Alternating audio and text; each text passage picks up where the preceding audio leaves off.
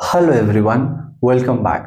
बेटा, आज हम रिस्पायरेशन इन प्लांट के लेक्चर नंबर 3 को डील करेंगे। ऑलराइट, इससे पहले हमने इस चैप्टर के 2 लेक्चर्स को ऑलरेडी कवर किया है और उन दोनों लेक्चर्स में हमने इंट्रोडक्शन और टाइप ऑफ रिस्पायरेशन के बारे में डिस्कस किया था। ऑलराइट बेटा, आज का जो हमारा इस चैप्टर का ये जो 3rd लेक्चर है, ये सबसे ज्यादा इंपॉर्टेंट लेक्चर है क्योंकि इस लेक्चर में हम ग्लाइकोलिसिस को डील करेंगे। ऑलराइट, ग्लाइकोलिसिस को हम बिल्कुल बेसिक से डील करेंगे, कवर करेंगे और इसके बाद इसके जो पूरे 10 स्टेप के जो रिएक्शन है उसमें कौन कौन से एंजाइम किस स्पेसिफिक स्टेप में काम करते हैं, उन एंजाइम्स की क्या इंपॉर्टेंस है, कौन कौन से स्टेप पे एटीपी बनते हैं, कौन कौन से स्टेप पे एटीपी कंज्यूम होते हैं, एनर्जेटिक्स ऑफ ग्लाइकोलिसिस क्या होता है और ग्लाइकोलिसिस के ओवरऑल क्या इंपॉर्टेंस है, वो आज हम इस लेक्चर के अंदर डील करेंगे।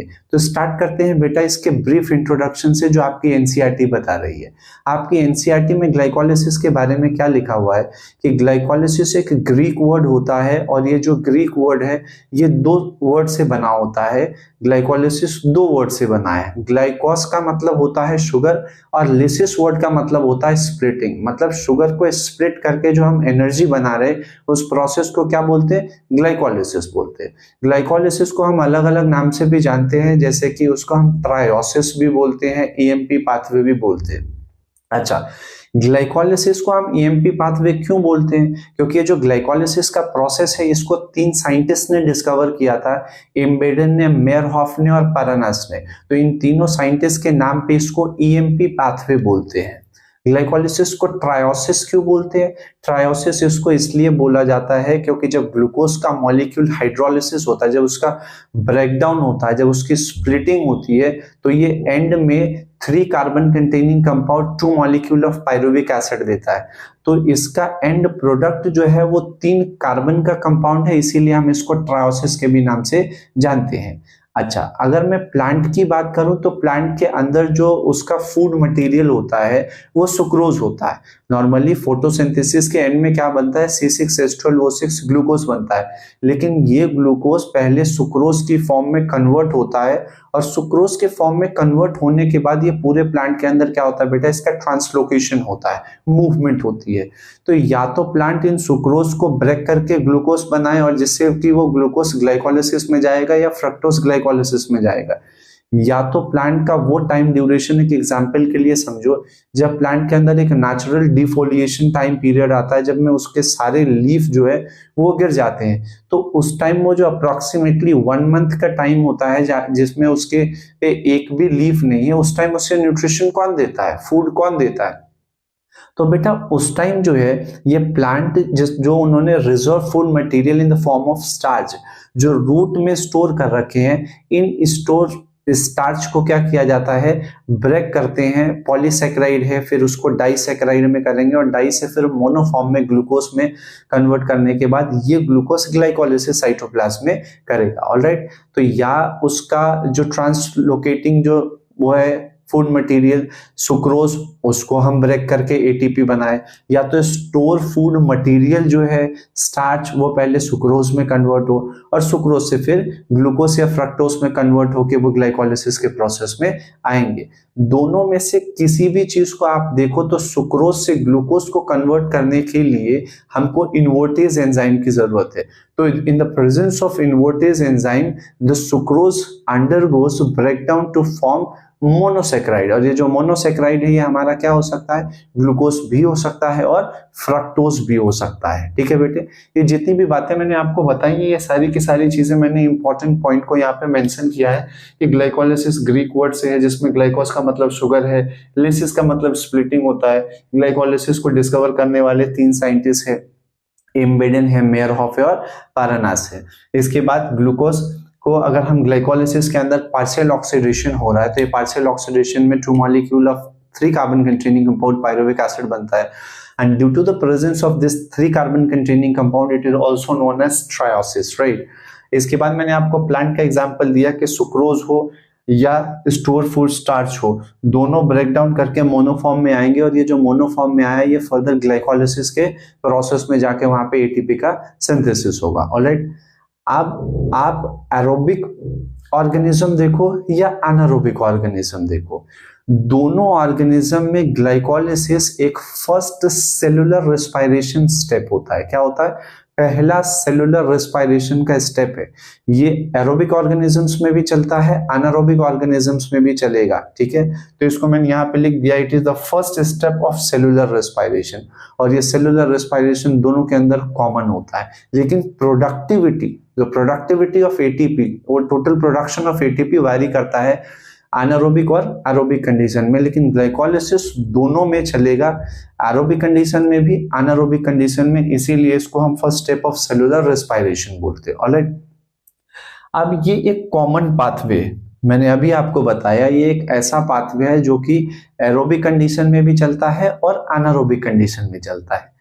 हम एरोबिक अगर बात करें कि ग्लाइकोलिसिस जब एरोबिक कंडीशन के अंदर चलता है, तो एरोबिक कंडीशन के अंदर पूरी ग्लाइकोलिसिस होने के बाद ये जो पूरा एरोबिक रेस्पिरेशन का सीरीज है, जिसके अंदर हम फर्स्ट स्टेप को ग्लाइकोलिसिस बोलते हैं, सेकंड क्रेब्स साइकिल है, और जो थर्ड और लास्ट जो पार्ट है इस एरोबिक रेस्पिरेशन का, that is known as Krebs cycle.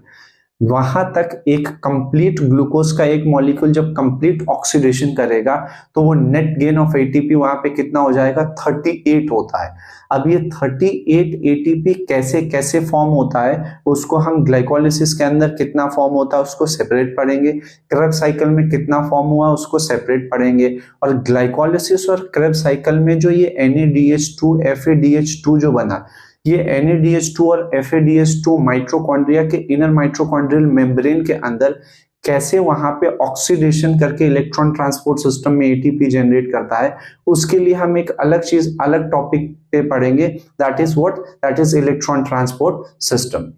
अब अगर हम यहाँ पे एरोबिक रेस्पिरेशन की बात करें, तो एरोबिक रेस्पिरेशन में ग्लाइकोलिसिस जो होता है ये पहला स्टेप है। कौन सा है? पहला स्टेप है, क्योंकि ग्लाइकोलिसिस फर्स्ट स्टेप होने के बाद जो पायरुविक एसिड है, ये पायरुविक एसिड साइटोप्लाज्म से कहां चला जाएगा बेटा? माइटोकॉन्ड्रिया में, और उस माइटोकॉन्ड्रिया के अंदर जाके वो लिंक रिएक्शन करता है। लिंक रिएक्शन के बाद ये जो पायरुविक एसिड है 3 कार्बन का कंपाउंड, ये 2 कार्बन के कंपाउंड में कन्वर्ट हो जाता है, जिसको हम एसिटाइल कोए बोलते हैं।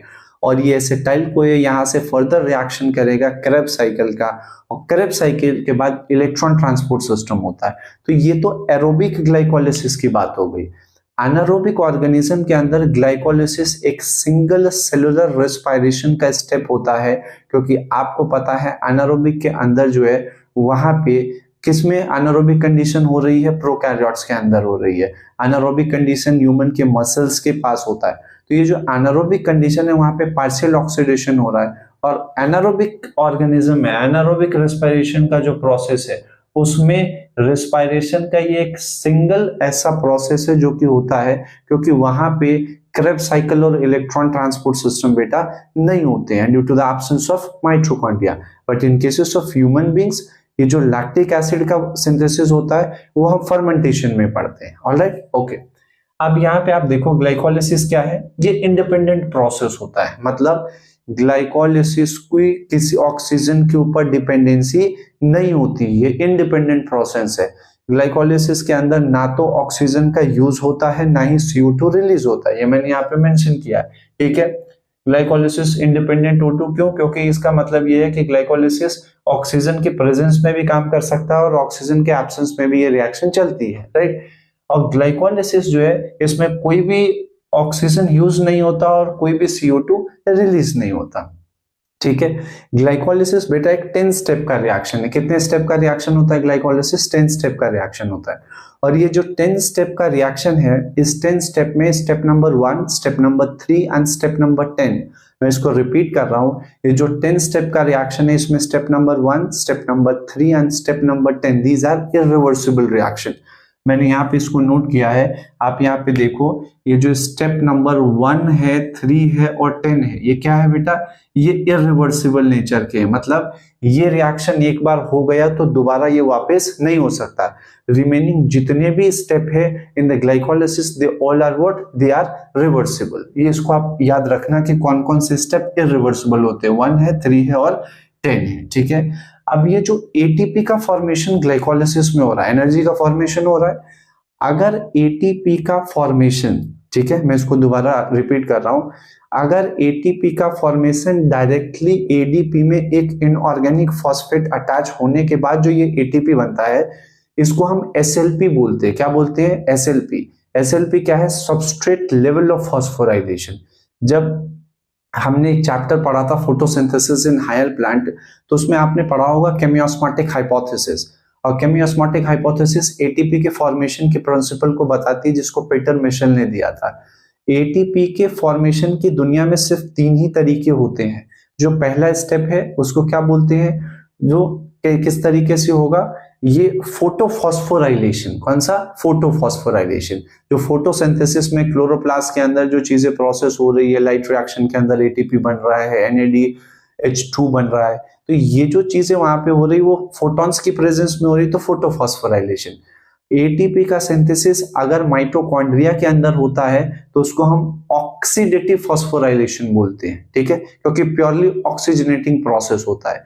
लेकिन अगर एटीपी एडीपी से डायरेक्टली एटीपी बन रहा है, क्योंकि एडीपी के अंदर एक इनऑर्गेनिक फॉस्फेट अटैच हो रहा है, तो इस टाइप से जो डायरेक्ट एटीपी का सिंथेसिस होता है उसको हम एसएलपी बोलते हैं। एसएलपी का फुल फॉर्म क्या बेटा? Substrate level of phosphorylation. तो ग्लाइकोलिसिस के अंदर जो एसएलपी होता है ना, सबस्ट्रेट लेवल ऑफ फॉस्फोराइलेशन, इसका मतलब ये है कि डायरेक्ट एडीपी से क्या बन जाएगा? एटीपी। और जो NADH2 है वो इलेक्ट्रॉन ट्रांसपोर्ट सिस्टम में जाके एटीपी में कन्वर्ट होता है, तो वो वाला जो एटीपी बना है दैट इज नॉट एसएलपी। जो एडीपी से एटीपी डायरेक्ट बनता है उसको क्या बोलते हैं? ये एसएलपी के थ्रू फॉर्म हुआ है। और ग्लाइकोलिसिस में एसएलपी के थ्रू 4 एटीपी फॉर्म होते हैं। बेटे कितने होते हैं? 4। इन 4 में से 2 कंज्यूम हो जाते हैं तो 2 बच जाते हैं, तो 2 ये, और NADH2 is equivalent to 3 ATP, तो 2 NADH2 बनता है, तो टोटल एटीपी कितने हो गए? 2। इधर अपना SLP से नेट गेन 2 हो गया और 6 हमारे NADH2 से। तो इसीलिए हम ग्लाइकोलिसिस के अंदर जब एटीपी का इवैल्यूएशन करते हैं, जिसको हम एनर्जेटिक्स ऑफ ग्लाइकोलिसिस में पढ़ते हैं, तो वहां पे 8 एटीपी ग्लाइकोलिसिस से आता है, जिसमें से 2 एटीपी SLP से, 2 NADH2 और एंड प्रोडक्ट जो है 2 पायरुविक एसिड। तो अगर आपसे क्वेश्चन ये पूछा जाता है कि ग्लाइकोलिसिस के एंड में आपको क्या मिलता है, तो आपको 2 एटीपी मिलेगा, 2 NADH2 मिलेगा और 2 पायरुविक एसिड मिलता है। ऑलराइट, आगे प्रोसीड करते हैं। ग्लाइकोलिसिस को हम क्या बोलते हैं? ऑक्सीडेटिव एनाबॉलिज्म और कैटाबॉलिक रीसिंथेसिस। ये बहुत इंपॉर्टेंट पॉइंट है, इसको आप देखो। ग्लाइकोलिसिस को हम क्या बोल रहे हैं? ऑक्सीडेटिव एनाबॉलिज्म, ठीक है। इसमें ऑक्सीडेशन का प्रोसेस हो रहा है, और जब ऑक्सीडेशन का प्रोसेस हो रहा है तो इसमें हो क्या रहा है? चीजें बन रही है बेटा, ठीक है। और अगर यहाँ पे ब्रेकडाउन हो रहा है तो ब्रेकडाउन होने के बाद क्या चीज हो रहा है? रीसिंथेसिस हो रहा है। अब ये बन रहा है, फिर टूट रहा है। बनने के ऑक्सीडेशन के प्रोसेस में यहाँ पे कुछ चीजें बन रही है, टूटने के बाद चीजें रीसिंथेसाइज हो रही है। ये इसका मतलब क्या है? तो मैं आपको कुछ एग्जांपल से समझाता हूँ। जब भी ग्लाइकोलिसिस होता है तो उसमें ऑक्सीडेशन का प्रोसेस होगा, उसमें ब्रेकडाउन की प्रोसेस होगी, जैसे ग्लूकोज टूट रहा है, दैट इज कैटाबॉलिक प्रोसेस। तो ये जो टूटता है, तो ये जो कैटाबॉलिक प्रोसेस है, इसमें कुछ चीजें रीसिंथेसाइज भी होती है।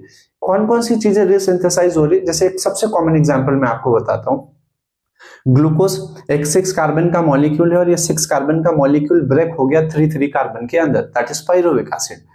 अब पायरुविक एसिड जो बना है तो ये ग्लूकोज के ब्रेकडाउन से हुआ है, so that in this process it's a catabolic process. लेकिन उस पायरुविक एसिड के अंदर कोई चीज जुड़ी है तो जुड़ने को एनाबॉलिक बोलेंगे, कंजर्व करने को एनाबॉलिक बोलेंगे। लेकिन जब जुड़ने के बाद कोई नई चीज बनी है, देन दैट इज रीसिंथेसिस, राइट। तो ये जो रीसिंथेसिस हुआ है, रीसिंथेसाइज्ड हो रहा है, तो कौन सा चीज रीसिंथेसाइज हो रहा है? तो अगर मैं पायरुविक एसिड के अंदर अमाइन ग्रुप NH2 जोड़ दूं तो हमारे पास एलेनिन अमाइनो एसिड आ जाएगा। आप देखो, एक ग्लूकोज का 6 कार्बन कंटेनिंग मॉलिक्यूल 3 में टूट गया, टूटने के प्रोसेस को हम क्या बोल रहे हैं? कैटाबॉलिज्म बोल रहे हैं।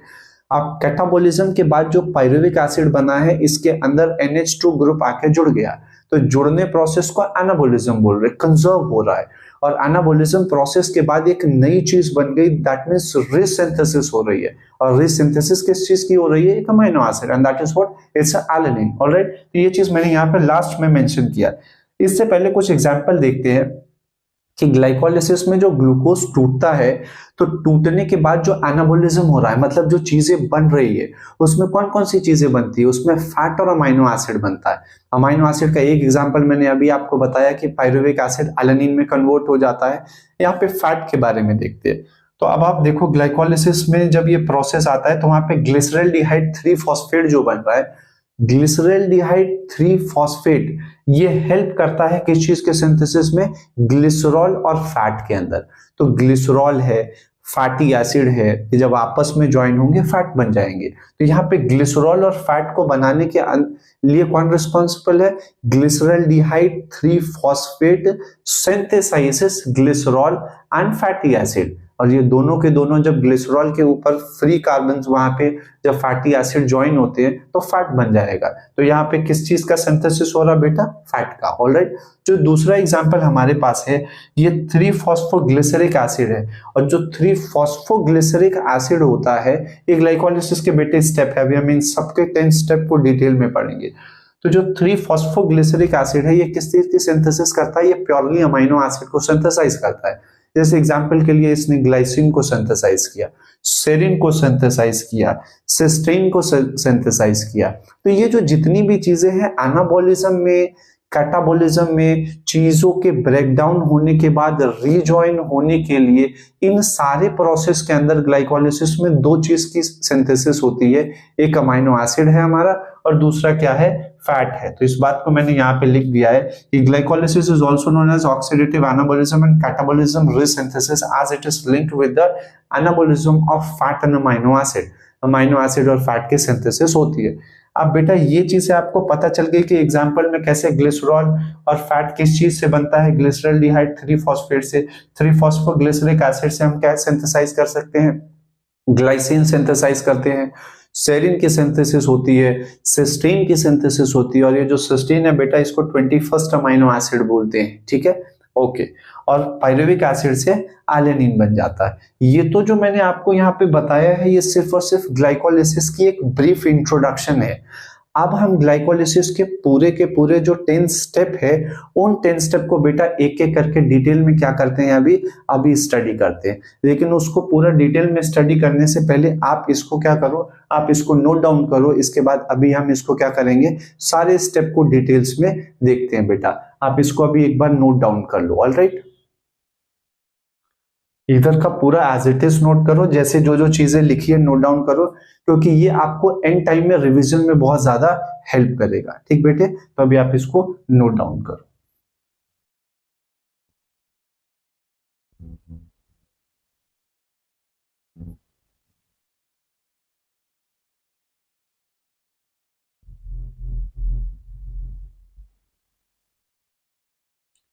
ऑलराइट बेटे, आपने बेसिक स्टेप सारे लिख लिए होंगे ग्लाइकोलाइसिस के। अब हम ग्लाइकोलाइसिस को क्या करेंगे, जो ग्लाइकोलाइसिस के पूरे 10 स्टेप का जो रिएक्शन है उस रिएक्शन को हम डिटेल में पढ़ेंगे कि ग्लाइकोलाइसिस के हर स्टेप में कौन से एंजाइम इन्वॉल्व है, किस स्टेप के अंदर कैसे रिएक्शन हो रहा है, और ये जो रिएक्शन हो रहा है उसमें कौन कौन से कोफैक्टर इन्वॉल्व है, कितने एटीपी कौन से स्टेप में यूटिलाइज हो रहा है, और किस स्टेप के अंदर एटीपी जनरेट हो रहा है और NADH भी फॉर्म हो रहा है। ऑलराइट, तो स्टार्ट करते हैं यहाँ पे कौन से सारे स्टेप को। अगर आप देखोगे तो ग्लूकोज क्या है, ये एक 6 कार्बन कंटेनिंग कंपाउंड है। अब ये जो ग्लूकोज 6 कार्बन कंटेनिंग कंपाउंड है, इस ग्लूकोज में सबसे पहले स्टेप में ग्लाइकोलाइसिस में क्या होता है, ग्लूकोज का जो 6th कार्बन है उस 6th कार्बन के ऊपर हम क्या अटैच करवाते हैं, फॉस्फेट अटैच करवाते हैं। ऑलराइट, तो ग्लूकोज के ऊपर जब हम 6th कार्बन के ऊपर फॉस्फेट अटैच करवाएंगे तो ये फॉस्फेट आएगा कहां से, तो यहाँ पे एनर्जी यूटिलाइज होती है, एटीपी ब्रेकडाउन होता है किसमें, ADP में। और जो एक ATP से एक फॉस्फेट निकला है, ये फॉस्फेट ग्लूकोज के 6th कार्बन के ऊपर जाके अटैच हो जाएगा और ये ग्लूकोज 6 फॉस्फेट में कन्वर्ट हो गया। तो ये जो ग्लूकोज से ग्लूकोज 6 फॉस्फेट में कन्वर्जन हो रहा है, ये एक एनर्जी यूटिलाइजिंग प्रोसेस है, ये एनर्जी कंज्यूमिंग प्रोसेस है। यहाँ पे ATP यूज हो रहा है और ये जो पूरा प्रोसेस चल रहा है, यहाँ पे कौन सा एंजाइम कर रहा है बेटा ये इन the presence of enzyme hexokinase and this hexokinase enzyme is activated by cofactor Mg+2, right. तो ग्लूकोज से हमको क्या मिल गया, ग्लूकोज 6 फॉस्फेट मिल गया। अब ये जो ग्लूकोज 6 फॉस्फेट है, ये ग्लूकोज 6 फॉस्फेट बेटा क्या करेगा, ये ग्लूकोज 6 फॉस्फेट से फ्रक्टोज 6 फॉस्फेट में कन्वर्ट हो जाता है। ग्लूकोज 6 फॉस्फेट से फ्रक्टोज 6 फॉस्फेट में कन्वर्ट होना, ये क्या है, किसकी प्रेजेंस में, आइसोमेरेज एंजाइम की प्रेजेंस में। So in the presence of isomerase enzyme glucose 6 phosphate converts into the fructose 6 phosphate and this enzyme is also activated by cofactor Mg+2।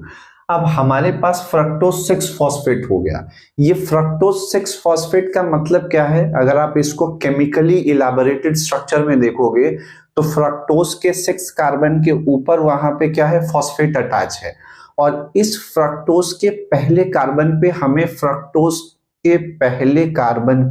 हमें फॉस्फेट अटैच करवाना है। तो फिर से बात क्या आ गई कि हमें फॉस्फेट को अटैच करवाना, तो ये फॉस्फेट फिर कहां से आएगा, एटीपी ब्रेक होके एडीपी बनेगा, और एक जो इनऑर्गेनिक फॉस्फेट आया है ये उस पहले कार्बन पे अटैच हो जाएगा। तो कहने का मतलब ये है कि पहले स्टेप के बाद अब ये वो तीसरा स्टेप है जहां पे फिर से हमें एनर्जी की जरूरत पड़ रही है। Again this step number 3 is energy utilising process, it's a consuming process, right. तो अब ये फ्रक्टोज 6 फॉस्फेट से क्या बनेगा, फ्रक्टोज 1,6 बिसफॉस्फेट, ऑलराइट। यहाँ पे भी एटीपी यूज हो रहा है, लेकिन जो सबसे इंपॉर्टेंट बात है कि इस जगह पे जो एंजाइम काम करता है उसकी बहुत इंपॉर्टेंस है ग्लाइकोलिसिस के अंदर।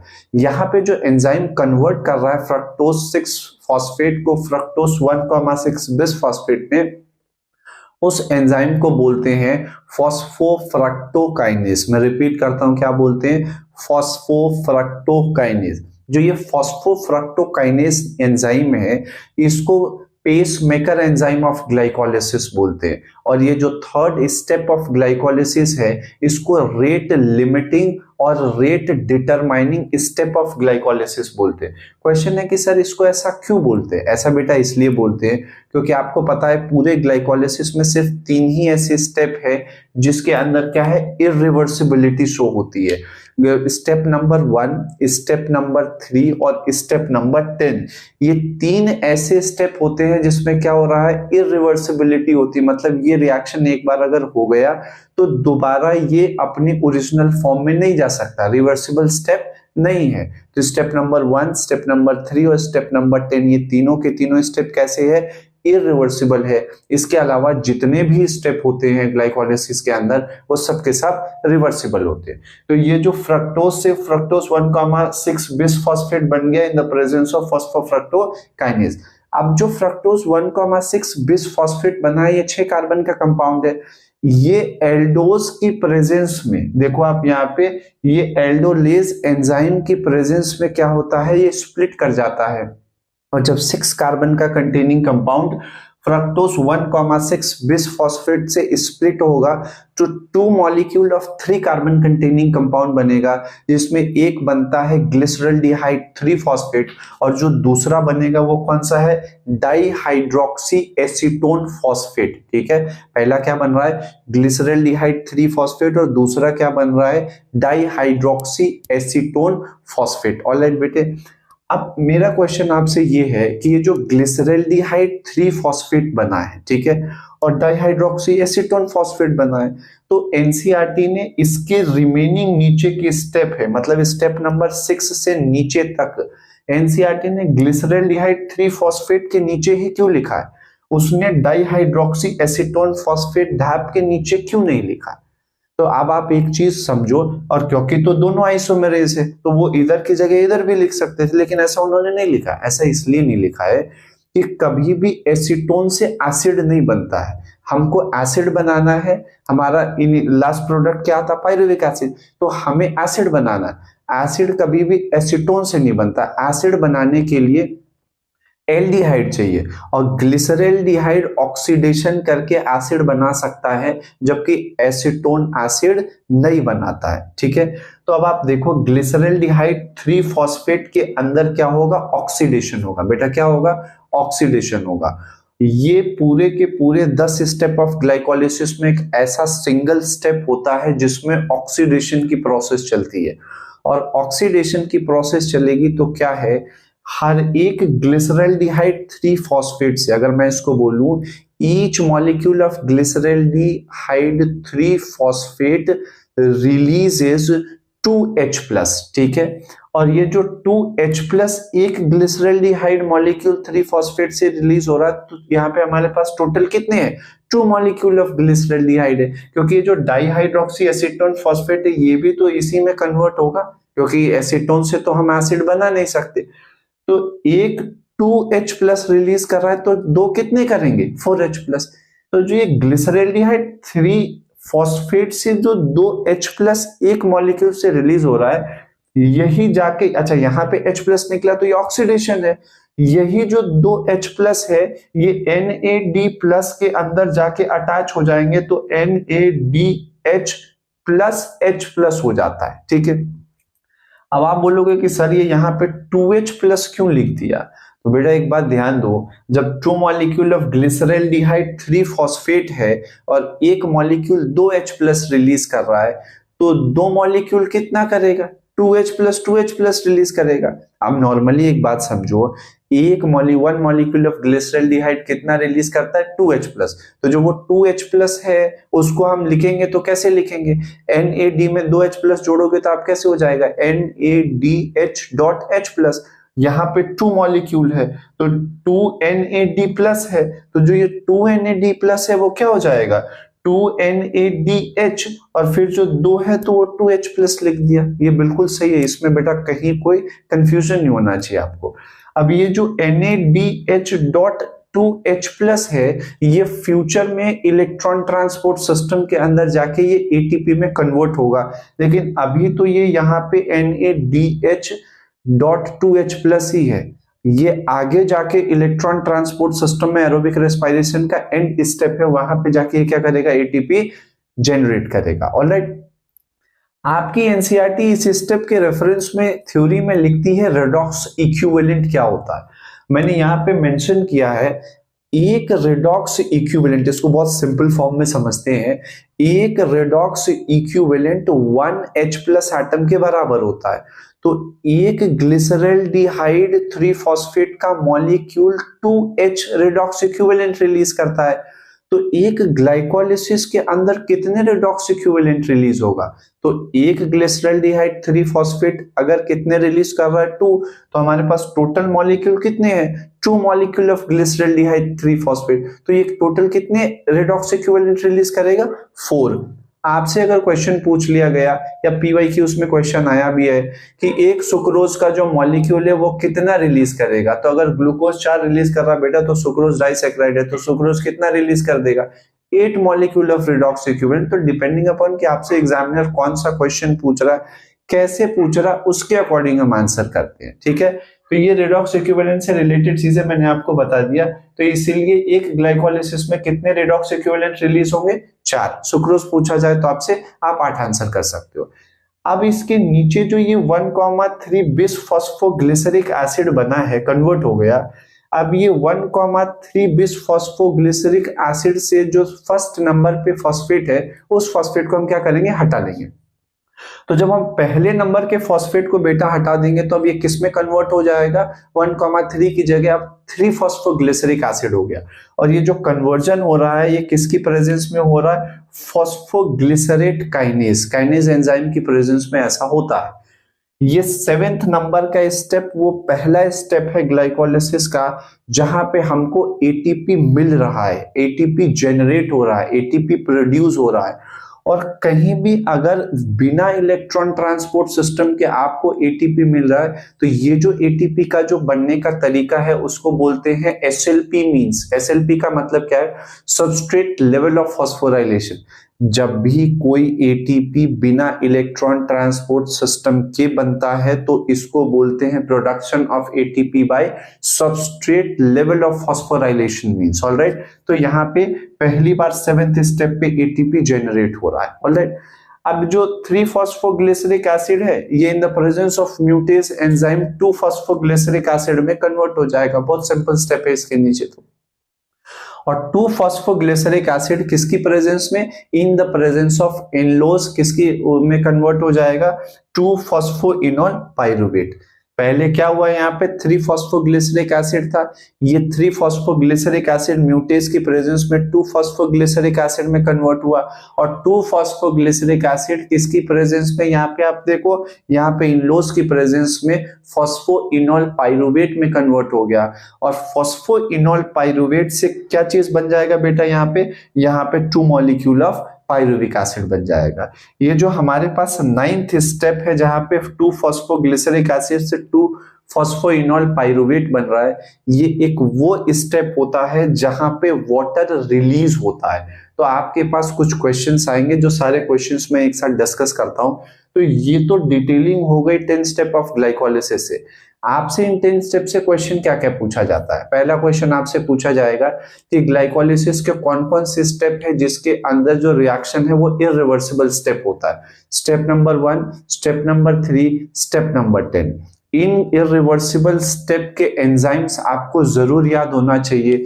स्टेप नंबर 1 का हेक्सोकाइनेज होता है, स्टेप नंबर 3 का फॉस्फोफ्रक्टोकाइनेज होता है, और जो लास्ट स्टेप है उसका जहां पे फॉस्फोइनोल पाइरुवेट पेप जो है पाइरुविक एसिड में कन्वर्ट हो रहा है, यहाँ पे जो एंजाइम है उसको क्या बोलते हैं, पाइरुवेट काइनेज। आपने इसकी इंपॉर्टेंस समझी कि ग्लिसरल्डिहाइड 3-फॉस्फेट से ही नीचे के क्यों स्टेप होते हैं। ग्लिसरल्डिहाइड 3-फॉस्फेट एक पहला स्टेप है जहां पे कन्वर्जन के टाइम में ऑक्सीडेशन हो रहा है। तो आपसे ये पूछा जा सकता है कि ग्लाइकोलिसिस का कौन सा स्टेप है जिसके अंदर ऑक्सीडेशन होता है। तो आपसे स्टेप नंबर नहीं पूछेंगे कि स्टेप नंबर 6 में, आपसे वो पूछेंगे कौन सा स्टेप। तो ग्लिसरल्डिहाइड 3-फॉस्फेट से 1,3 बिस-फॉस्फोग्लिसरिक एसिड में। अब ये चीजें आपको मैंने यहाँ पे बताया, तो पूरी की पूरी ग्लाइकोलिसिस की बात अगर करें तो मैंने जो अभी आपको बताया ये मेंशन किया है, पूरे ग्लाइकोलिसिस में एक ही ऑक्सीडेशन स्टेप होता है, वो ऑक्सीडेशन स्टेप नंबर 6 होता है, जहां पे ग्लिसरल्डिहाइड 3-फॉस्फेट से 1,3 बिस-फॉस्फोग्लिसरिक एसिड में कन्वर्जन हो जाता है। दूसरा क्वेश्चन, ग्लाइकोलिसिस में किस किस स्टेप पे SLP होता है, सबस्ट्रेट लेवल ऑफ फॉस्फोराइलेशन किस किस पे होता है। स्टेप नंबर 7 और स्टेप नंबर 10 जो है वहां पे SLP हो रहा है, सबस्ट्रेट लेवल ऑफ फॉस्फोराइलेशन हो रहा है। स्टेप नंबर 7 हमारे पास क्या है, 1,3 बिस-फॉस्फोग्लिसरिक एसिड से 3-फॉस्फोग्लिसरिक एसिड में कन्वर्ट हो जाएगा। और 10th क्या है, फॉस्फोइनोल पाइरुवेट से पाइरुविक एसिड से क्या बन जाएगा, पाइरुविक एसिड बन जाएगा। फॉस्फोइनोल पाइरुवेट से पाइरुविक एसिड में कन्वर्ट हो जाएगा। ऑलराइट, इसके बाद जो एंजाइम्स है स्टेप नंबर 1 के, 3 के और 10 के, ये तीनों के तीनों जो इरिवर्सिबल स्टेप है, इनमें जो एंजाइम इन्वॉल्व है, हेक्सोकाइनेज है, फॉस्फोफ्रक्टोकाइनेज है, और यहाँ पे आप देखो पाइरुवेट काइनेज है। ये तीनों के तीनों एंजाइम एलोस्टेरिक क्लास के एंजाइम्स होते हैं। एलोस्टेरिक क्लास के एंजाइम्स क्या होते हैं, ये जब मैं आप ऑलराइट, तो पहले हम किसको देखेंगे, पहले हम एरोबिक रेस्पिरेशन में एनर्जेटिक्स देखेंगे। तो अगर आप यहाँ पे देखोगे इस ग्लाइकोलिसिस के पूरे स्टेप में, तो स्टेप नंबर 6 में हमारे पास NADH फॉर्म हो रहा है। उसके बाद जो हमारे पास SLP से जो ATP फॉर्म हो रहे थे वो स्टेप नंबर 7 पे और स्टेप नंबर 10 पे।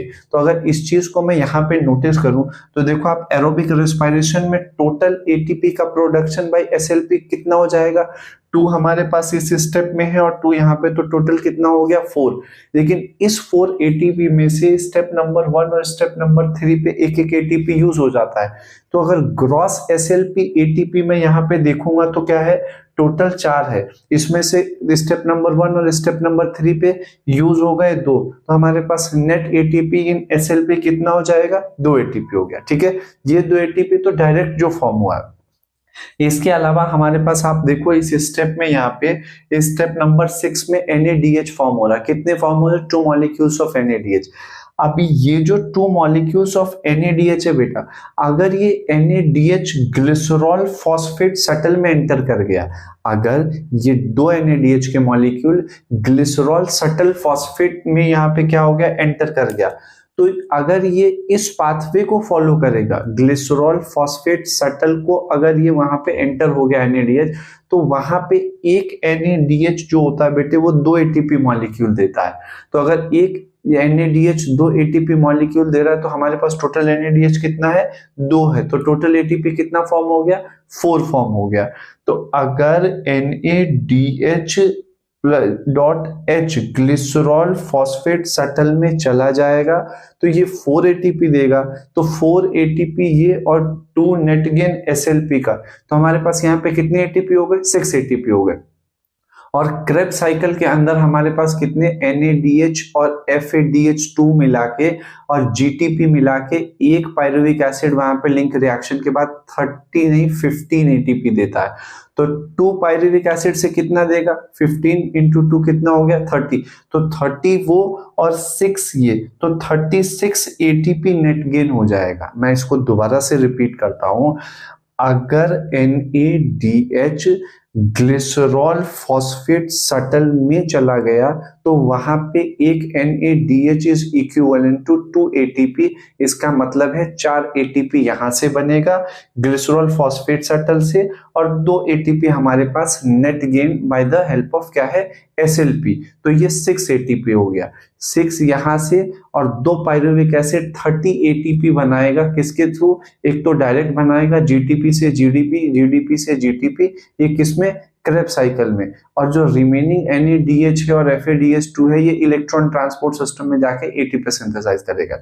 लेकिन अगर ये NADH जो है ये कहां पे चला गया, ये मैलेट स्पार्टेट शटल में चला गया, तो वहां पे ये एक ATP नहीं, एक NADH वहां 3 ATP बनाता है। कितने ATP बना देगा बेटे, 3 ATP। तो आप देखो मैलेट स्पार्टेट शटल के अंदर कितने ATP बनेंगे, एक NADH से 3, तो 2 से कितने हो गए, 6, तो 6 ATP इसके और 2 ATP SLP के, तो कितने हो गए, 8 ATP हो गए। तो 8 ATP ये और क्रेब साइकिल और लिंक रिएक्शन के आगे इलेक्ट्रॉन ट्रांसपोर्ट सिस्टम, ये तीनों मिला के वहां पे 2 मॉलिक्यूल ऑफ पायरुविक एसिड से 30 ATP देंगे। तो 30 प्लस 8 कितना हो गया, 38 ATP हो गया। ये कब होगा 38 ATP, जब एक ग्लूकोज का मॉलिक्यूल कंप्लीट ऑक्सीडाइज करेगा एरोबिक रेस्पिरेशन में और उसके जो ग्लाइकोलाइसिस के NADH है ये NADH मैलेट स्पार्टेट शटल में चला जाएगा, तो वहां पे कितने की प्रोडक्टिविटी हो जाएगी, जो आपकी NCERT लिखती है 38, और जो 36 के कॉन्टेक्स्ट में हम लिखते हैं उसका मतलब होता है NADH कहां पे चला गया, ग्लिसरॉल फॉस्फेट शटल में चला गया। ठीक है, ये तो एरोबिक का कैलकुलेशन हो गया। आपसे तो ग्रॉसली पूछा जाता है कि ग्लाइकोलाइसिस में कितने ATP प्रोड्यूस होते हैं, आप बोलोगे 8 ATP।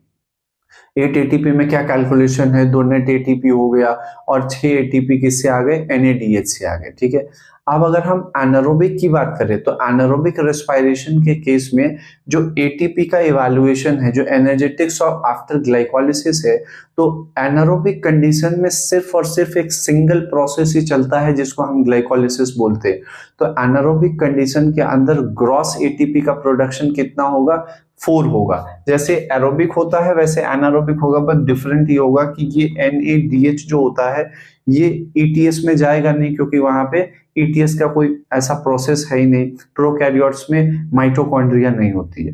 ठीक है, तो ये NADH एनर्जी में कन्वर्ट नहीं हो पाएगा, लेकिन ये 2 ATP और ये 2 ATP, ये 4 ATP तो है, तो टोटल ग्रॉस कितना हो गया एनारोबिक रेस्पिरेशन में, 4 ATP, और इसमें से 2 यूटिलाइज हो जाएगा, तो net gain of ATP in cases of aerobic respiration glycolysis कितना हो गया, 2। अगर एरोबिक की बात करें तो कितना है, 8। यूज कितना हुआ, 2। किस स्टेप पे यूज हुआ, फर्स्ट और थर्ड पे। प्रोड्यूस कहां पे होता है, स्टेप नंबर 7 पे, स्टेप नंबर 10 पे। NADH किस स्टेप पे प्रोड्यूस होता है, स्टेप नंबर 6 पे। ये ATP कब प्रोड्यूस करेगा, जब ये इलेक्ट्रॉन ट्रांसपोर्ट सिस्टम में जाके वहां पे क्या चीज करेगा, आगे फर्दर प्रोसेस करके ये NADH किसमें प्रोसेस में हो जाएंगे, वहां पे ये ATP फॉर्म करेंगे। तो ये बेटा आपके ग्लाइकोलाइसिस का ओवरऑल पूरा व्यू था। एनर्जेटिक्स आफ्टर ग्लाइकोलाइसिस इंपॉर्टेंट है, क्योंकि नीट पॉइंट ऑफ व्यू से आपसे ग्रॉस ATP, नेट ATP, किस स्टेप पे SLP से ATP फॉर्म होता है, NADH कहाँ पे फॉर्म होता है, इससे रिलेटेड बहुत सिंपल क्वेश्चंस आते हैं। आज हमने ग्लाइकोलाइसिस को पूरे डिटेल में डील किया। अगले लेक्चर में मैं आपको कंट्रोल ऑफ ग्लाइकोलाइसिस के बारे में बताऊंगा और फिर उसके आने वाले लेक्चर में हम फर्मेंटेशन, फिर Krebs cycle, electron transport system और आगे रेस्पिरेटरी क्वोशेंट और एम्फिबोलिक पाथवे को डील करेंगे। ऑलराइट बेटे, आप इसको अच्छे से नोट डाउन करो, पूरे को एक एक स्टेप को समझो। अगर आपको कहीं भी कोई प्रॉब्लम आती है तो आप कमेंट बॉक्स में जाके पूछ सकते हो, आपको कोई भी क्वेश्चन पूछना है। वैसे आपके नीट और पीवाईक्यू लेवल के सारे क्वेश्चन आपके ग्लाइकोलाइसिस से रिलेटेड सॉल्व हो जाएंगे। ऑलराइट बेटा, थैंक यू सो मच।